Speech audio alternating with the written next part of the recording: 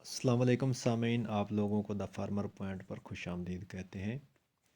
سامعین، میں آج آپ لوگوں کو بتاؤں گا کہ پورے جنوری میں بارشوں کا سلسلے کی جو صورتحال ہے اس کے متعلق میں آپ لوگوں کو آج آگاہ کروں گا کہ آپ لوگوں نے آئندہ احتیاط کیا کرنی ہے اور کیا کیا کرنا ہے، اور تاکہ آپ لوگ اپنی فصلوں کو بہتر طریقے سے کور کر سکتے ہیں۔ تو سامعین، میں بتاتا چلوں کہ جنوری میں 2 3 یا 4 دفعہ بارشوں کے امکانات موجود ہیں۔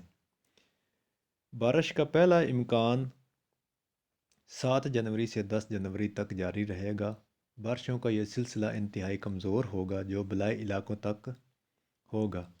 پوٹھوار کا علاقہ، سرگودا، پنڈی ڈویژن، مالاکنڈ ڈویژن اور کشمیر کے چند علاقوں میں بارش ہوگی۔ دوسرا، بارش کا سلسلہ 12 جنوری سے شروع ہوگا اور 14 جنوری تک رہے گا۔ بارشوں کا کہ اس سلسلے کی شدت پہلے سے کہیں زیادہ تیز ہوگی۔ پاکستان کے 70% علاقے میں بارشوں کا امکان ہے۔ سندھ اور بلوچستان کے چند اضلاع کے علاوہ پاکستان کے تمام اضلاع میں بارش ہونے کے قوی امکانات ہیں۔ تیسرا سلسلہ 16 جنوری سے شروع ہوگا اور 20 جنوری تک جاری رہے گا۔ یہ سلسلہ ملک بھر میں ہوگا اور بھرپور ہوگا۔ چوتھا سلسلہ 20 جنوری سے شروع ہوگا اور 22 جنوری تک جاری رہے گا۔ اس سلسلے میں بھی ملک گیر بارشوں کے امکانات ہیں۔